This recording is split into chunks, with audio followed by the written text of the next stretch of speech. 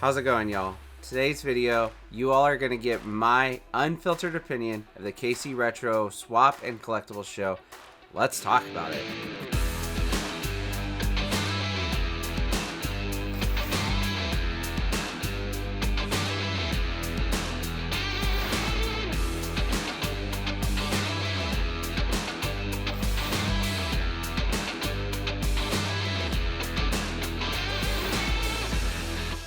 First off, I do want to say you guys should hit the sub button. We're just under 1,000 subs, and it would mean a lot to me if you guys could hit that. I put a lot of effort into these videos, so I would really appreciate it. So, this show happened on August 21st, 2022 at the Stony Creek Hotel. It was an awesome event. I know Nate was probably already nervous that I was about to say something negative. For the most part, this is a very positive video. I had a great time. Just to give you all an idea, this is all the games that I got at the show. It was very much a successful event for me, and I think a lot of the other people that I attended, whether they were selling or buying at the show. We will get into what all I bought later in the video, so make sure you guys stay to see that. I spent $1,500, so there's a lot of good stuff in there, and I think you guys will be really surprised what I'm going to end up keeping. So when I got there, it was really great that there was already event parking. The hotel specifically has parking for the event. I ended up standing in line for like 10 or 15 minutes because the show hadn't started. I got there early. There could have been a little bit better signage, but like very minor nitpicky things. And like once the line started going outside the door, it's very easy to tell where to go. When you got in, you did walk through a lot of vendors right at the opening. Most of them were more collectibles. They sold like retro-based merch is kind of the way I would describe it. I'll put in kind of a clip of like some of the stuff I saw out there. It was really cool stuff, but I think most of the people going to this show are looking for video games. So then you go into the Grand Hall, and this was awesome. So I went to the Missouri Game Con. It was about a month ago. And I would say the space that they had was actually smaller than this show. I'm not sure if they had more vendors. I think they may have had slightly more video game vendors, but overall vendors, I do think the KC Retro Swap and Collectibles show had more vendors than that show. Really cool that this used to be a lot smaller, and it's growing and growing and growing to be a big event. I think they're doing a really good job of growing this and making it something that people need to attend. I think some things that went really well with the event, I think almost every vendor took Venmo or PayPal. I've attended some of these in the past, and a lot of the vendors are cash only. I understand why vendors are doing cash only, but I do think it limits sales. I don't know if there was an ATM at the hotel. There probably was, but I didn't actually need it, because pretty much everyone took Venmo or PayPal, and that just makes my life easier. If I have to carry around $1,500 in cash at something like that, like one that's slightly nerve-wracking that I'd be carrying around that much at an event like this, like if my wallet fell out, that could be really bad. So it was really, really appreciated that most people did take some kind of digital payment. I think it was really cool also the amount of space. I kind of already talked about this, but the space of the event, it was like I did not feel crowded really at all. I think think of it as like a rectangle. I think like on like the edges, like some of the tables may have been like a little bit close, but like I think you could still fit two people going this way. You may have to like, you know, go sideways, but that would be just if you're like passing each other. So I think that was awesome, but the rest of the space was very well utilized. I think they did a really good job of it. Maybe like a nitpicky thing was there was an area where you could actually play like GoldenEye, and there was an N64. I felt like in that area, I didn't know that people were selling games over there. I thought that was just where you went and played. So I think that could have been a little bit better, but overall, it was fine. It did look like they were still getting traffic, and I'm not sure that the games that were available, that there were a whole lot of games, so overall that's fine. I think something that if you have not attended an event like this, something that you guys should expect, I do think you should bring cash. I did pay some things in cash, you know, like a $30, $40 purchase. I think that's totally fine to do cash if I have it. It's more like when I start buying like hundreds of dollars worth of stuff that it would be appreciated if there's Venmo. But if you're new to the event, you should bring cash. Honestly, I think you're cheating yourself if you don't do the early bird. I think the cost of this event is very, very affordable. It's $5 just to go, and then it's $10 to get in early, an hour early. And I think you're cutting yourself short if you're not going early. It's $5. Like, you could probably go to Savers right now and find a video game that you could flip at this swap for $5. So I think you should go early. It puts more money in the budget for future shows, but also you get early access to everything as long as they're set up. And I think all the vendors were set up. I would also suggest that you bring food. To my knowledge, there wasn't any food at the hotel available. There may have been like a vending machine or something. I didn't look, so that may also be partially on me. I was kind of in a rush. I was about to leave town to start going to Charlotte that day, so I didn't really look, but it sounded like a lot of people were like driving to go get food. I think there was a Whataburger nearby, so I heard several people get that. I do think maybe bring a backpack, throw some like Snickers or something in there, or a protein bar, just something so that you have food. I can't remember if there was drinks. I didn't see anything, so maybe bring a water bottle as well, especially if you guys are gonna spend more than an hour or two there. I think I was there for 4 hours looking and making deals with people, so maybe bring something. This is a slight nitpick, but if you're going, take a shower and put on some deodorant. I'm not saying I ran into it a lot, but there were a couple of people that they could have used a stick of deodorant before they came. You know, personal hygiene, that's your own decision, but when you're going to be in a space like this, I think it would be greatly appreciated to do that before you arrive. Some things that I think could have been a little bit better would be the raffles. I wasn't really concerned about the raffles, but apparently when I got there, I just didn't even get a raffle ticket. I had to like go get one later, which I think the idea behind it was Nate was just trying to let people go in and start buying because they did pay for early bird.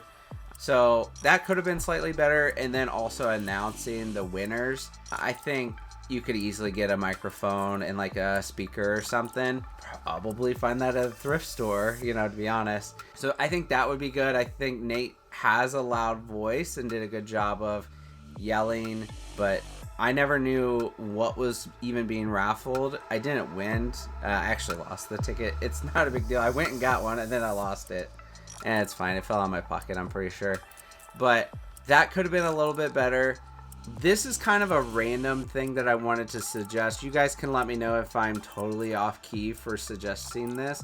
But I think they should just rename it the KC Retro Show. I think the kind of stuff that they have is kind of everything retro. So I think they should just rename it the KC Retro Show and not the KC Retro Swap and Collectible Show. It's way too long in my opinion. You guys can let me know if I'm wrong, but that's kind of a small suggestion that I had. Let me know if I'm just completely crazy for suggesting that. I think another thing that could have gone a little bit better, I understand the rationale on why this was done this way, but I feel like the vendors that you see like right when you come in, they were a lot more like they are selling retro-based merchandise, I think is the best way I would describe it. But I almost feel like you could intermingle them a little bit more within the video game people. I understand like the hall is where the video games are, and then outside is where everything else is. But I think it would help them because they're already willing to pay to get a table to kind of intermingle them. I totally get the way that was done, but I do feel like that probably hurt them a little bit because a lot of people are probably going to go in the hall, buy their video games, and then they leave, and now they're like, oh, I would have bought this really cool Gengar rug, but I just spent all my money. They probably took Venmo. Actually, I didn't buy any of the rugs. They were really, really cool. But I didn't buy them because I love my little dog Mika, but she's going to pee on it. She's peed on every rug in our house. So, but I don't want to spend $60 on a rug that, no matter how cool it is, She's just gonna pee on it. Overall, I think it was a great experience. I really appreciate Nate putting it on and anyone else that helped with it. I don't know if he does this literally all by himself or if he gets help. So kudos to anyone that helped him as well. Shout out to the vendors. I'm pretty sure I bought basically every game I picked up to buy. There were some games that I picked up that were priced higher than I was willing to pay, whether that be for the collection or to resell later. But a lot of those I just didn't really ask. And then a few that I did, I made offers to the vendors, and I'm pretty sure they accepted every offer I gave. I only really ever ask for maybe like 10 to 20% off of what they're asking. And if I do, it's usually like I'm buying like 10 games or something. You know, it's not like it's a, you know, a single copy of Super Paper Mario for the Wii for 15.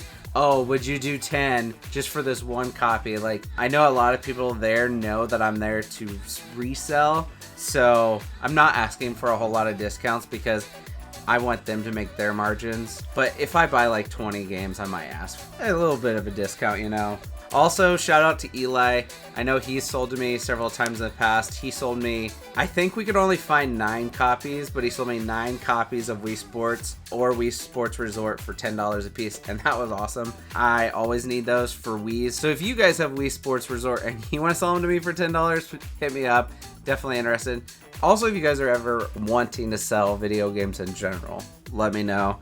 As long as I can make my margins, I'm always interested. CIB is preferred. And consoles. I'm buying consoles like crazy right now, and it'll be part of the pickup I'll talk about in a minute.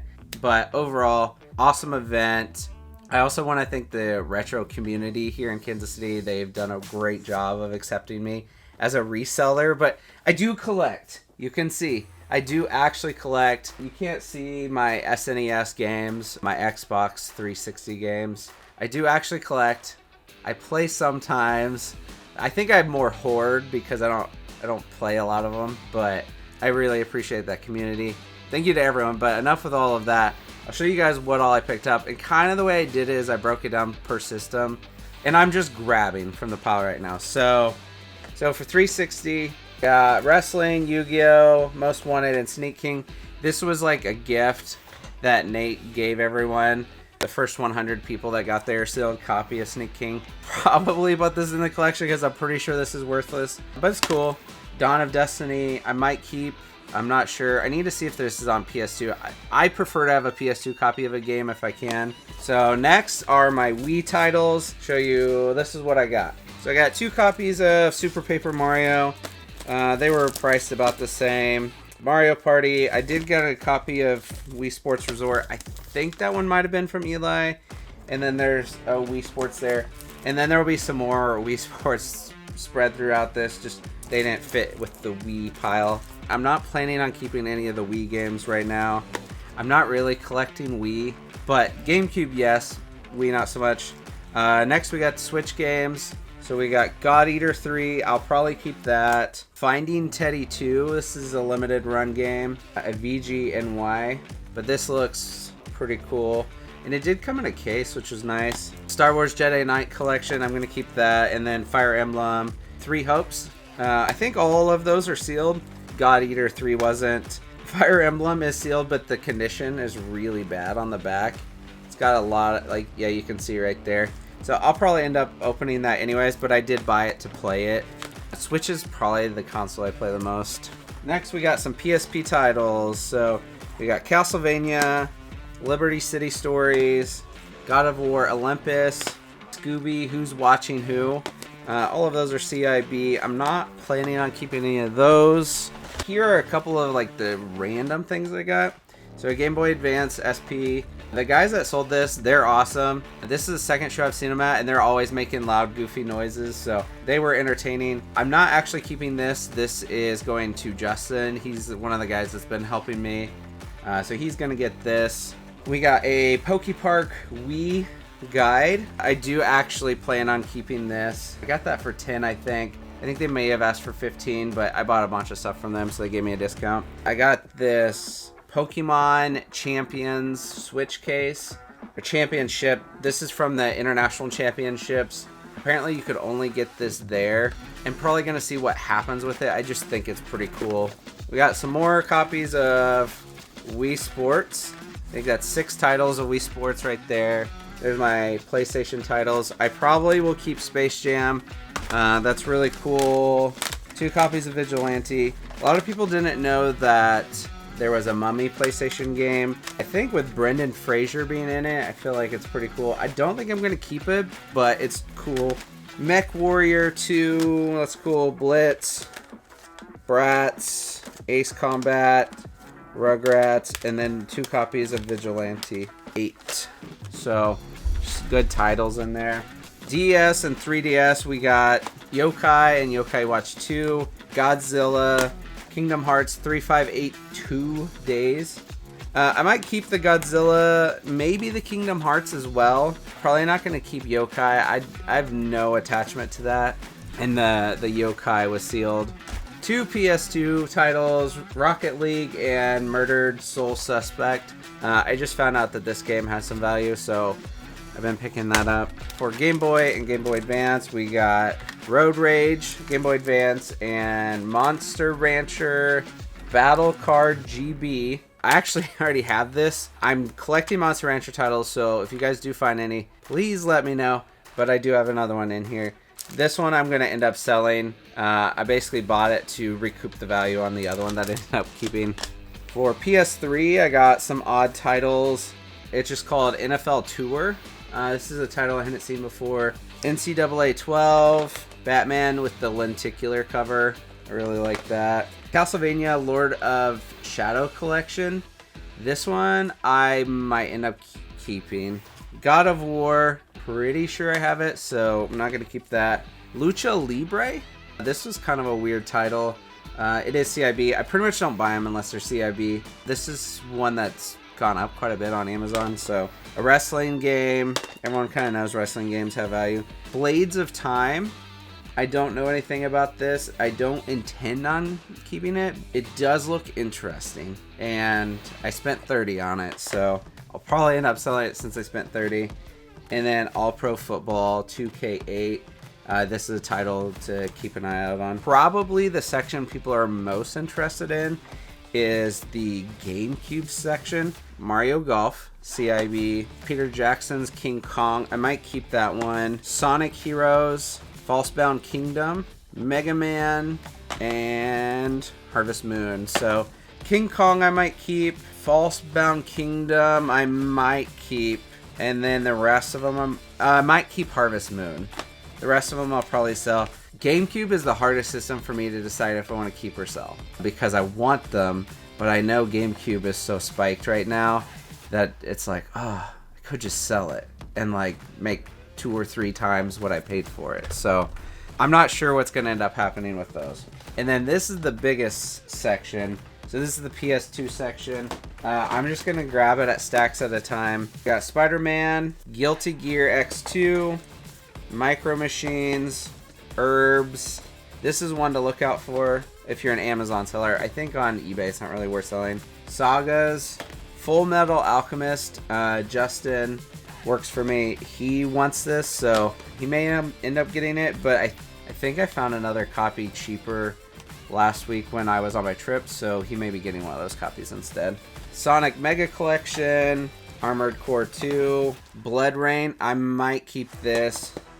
Monster Rancher Evo. I'm 100% keeping this. Again, if you have Monster Rancher titles, let me know. I'm definitely looking. Another copy of Sagas, another copy of Sonic Mega Collection, and Return of the King for the PS2. Now we have Neopets Darkest Fairy, Zatch Bell, sealed, so that was cool. Heroes of Might and Magic for $3. That's a really good price. I think I actually paid $8 for this on the trip from somewhere. God of War 2-disc collection. Big Mother Truckas, $2. That's a really good buy too. Sly Cooper and Ultimate Spider-Man. I don't think I'm going to keep this, but that's one that I would consider. Also Sly 3. And then also Big Mother Truckers. I had this as a kid, and I've flipped this several times. And since I got it for $2, I might end up keeping that one. And then finally, we got Primal. I don't know what this is. but it looks cool. I paid $10 for it. Might keep that. Toko Boot Plus. It is sealed. Seal is not great. Let's see, Street 2. Great game. I have that for GameCube. Ready to Rumble Boxing. A little dirty, but looks good. And then One Piece Grand Adventure. So I buy from a guy named Mike pretty regularly. I met up with him in the parking lot.